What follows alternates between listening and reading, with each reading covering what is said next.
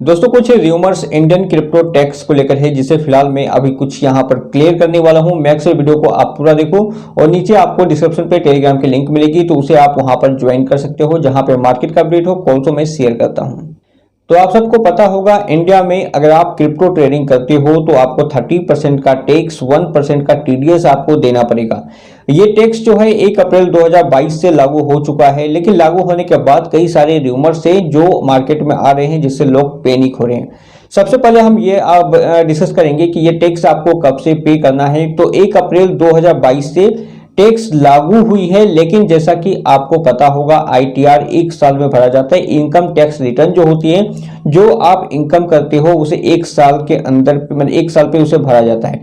तो 1 अप्रैल 2022 से crypto tax यहाँ पे लागू हुई है, और जो आपका इसमें टैक्स बनता है, जो आप यहाँ पर अर्निंग करते हो क्रिप्टो में, उसकी जो टैक्स बनती है वो आप 2023 में इसे आप फिल कर सकते हो। कुछ लोगों के कंफ्यूजन या फिर कुछ लोगों के क्वेश्चन होते हैं कि अगर क्या आप इंडियन एक्सचेंज पे ट्रेड करोगे तो आपको ये टैक्स पे करना पड़ेगा, लेकिन अगर फॉरेन एक्सचेंज पे अगर आप ट्रेड करते हो तो क्या ये टैक्स आपको पे करना पड़ेगा। बेसिकली अगर आप इंडियन एक्सचेंज पे ट्रेड करते हो तो आपकी जो डेटा होती है, जो आपके ट्रेडिंग की जो डिटेल्स होती है वो उसके पास होती है। तो मे बी कि वो ट्रांजेक्शन, वो डिटेल्स इंडियन गवर्नमेंट के पास जाए, क्योंकि इंडियन गवर्नमेंट जाहिर सी बात है कि वो वहां पर प्रेशराइज करेगी इंडियन एक्सचेंजेस को। तो कहीं ना कहीं आपका जो डेटा हो, वो जो ट्रेडिंग डिटेल्स वो वहां पे जाएगी, तो उस हिसाब से आपको टैक्स वहां पर पे करना पड़ेगा, और साथ में 1% की जो टीडीएस है वो भी आपको यहां पर देनी पड़ेगी। लेकिन अगर आप फॉरेन एक्सचेंजेस पे ट्रेड करती हो तो आपके ऊपर ये डिपेंड होता है कि आप वहां पर टैक्स कितना पे करना चाहते हो। बेसिकली जहां तक मुझे लगता है कि कोई भी फॉरेन एक्सचेंज जितने भी है, वो नॉर्मली किसी का भी डाटा गवर्नमेंट के साथ शेयर नहीं करेगी। ये उसी कंडीशन पे डाटा को शेयर करेगी जब गवर्नमेंट के थ्रू उसे यह मालूम चलेगा कि किसी तरह के इलीगल ट्रांजैक्शन, मनी लॉन्ड्रिंग जैसी चीजें हुए हैं, किसी के नाम पे हुए, तो ऐसे सिचुएशन पे उसकी डिटेल्स यहाँ पे फॉरेन एक्सचेंज के थ्रू वहां पे दी जा सकती है। लेकिन अगर आप फॉरेन एक्सचेंज पे ट्रेड कर रहे हो तो ये आपके ऊपर डिपेंड होगा कि आप टैक्स वहां पे करना चाहते हो या नहीं, कितना पे करना है, क्या अर्निंग आपको दिखानी है। यहां पे मैं आपको क्लियर बताऊं कि आपको टैक्स पे करना है अगर आप क्रिप्टो करेंसी में अर्निंग कर रहे हो और गवर्नमेंट की तरफ से कोई रूल्स आए हैं, तो आपको टैक्स पे करना चाहिए। कुछ लोगों ने टेलीग्राम पे मैसेज किया था कि उन्हें इंडियन एक्सचेंजेस के थ्रू नोटिस आ रही है, जहां पे कॉइन सिक्योर और जेपी के थ्रू उनको नोटिस देखने को मिला है कि यहाँ पे उन लोगों। तो पहले मैं आपको बता दूं कि नोटिस मिली है तो कोई पैनिक वाली बात नहीं है। जाहिर सी बात है कि आपने ट्रेडिंग की है, किसी तरह के कोई क्राइम ये नहीं है। क्रिप्टो इंडस्ट्रीज में कई 10 करोड़ लोग ट्रेडिंग कर रहे हैं, तो कहीं ना कहीं किसी न किसी को नोटिस यहाँ पे मिलेगा, तो ज्यादा पैनिक वाली बात नहीं है।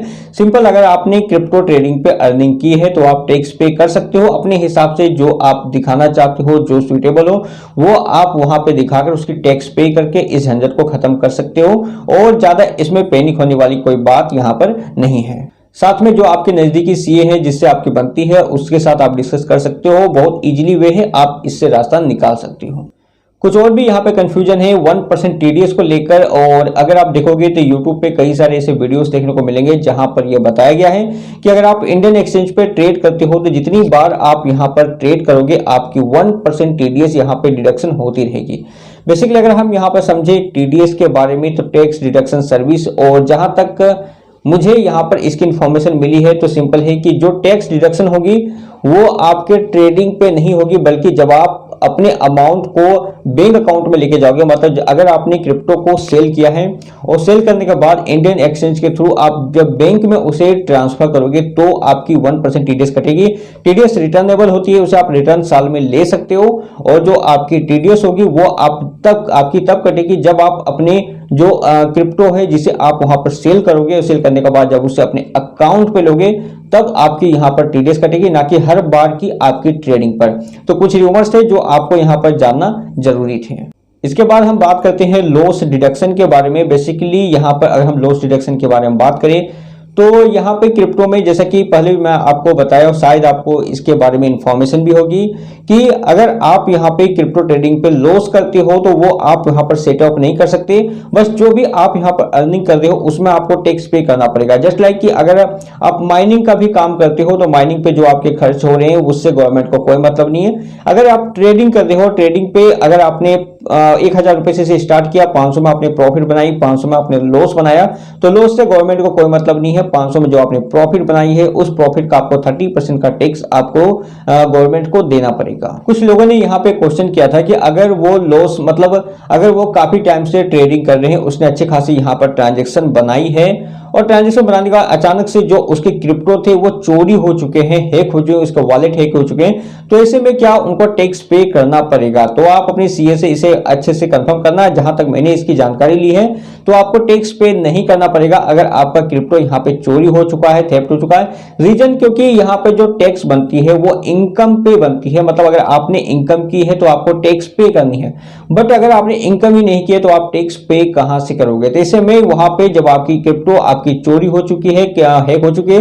तो ऐसे सिचुएशन पे आपको यहाँ पर टैक्स पे करना नहीं है। और वीडियो के लास्ट में एक और क्वेश्चन का मैं आपका जवाब दे देता हूं। 1 अप्रैल 2022 से 30% का टैक्स यहां पे लागू है, लेकिन अगर आपकी जो ट्रांजैक्शन है 1 अप्रैल 2022 से पहले की है, 2017, 2018, 2019 की, तो जो टैक्स स्लैब के हिसाब से जो आपका टैक्स बनता है उसी हिसाब से आपको टैक्स पे करनी है, ना कि जो न्यू रूल्स लागू हुए हैं क्रिप्टो पे उसके हिसाब से। तो अगर आपकी जो ट्रांजैक्शन है, जो ट्रेडिंग है वो अप्रैल 2022 के पहले से है तो आप उसे टैक्स स्लैब के हिसाब से, जो इंडिया के टैक्स स्लैब है उसके हिसाब से आप यहां पर पे कर सकते हो।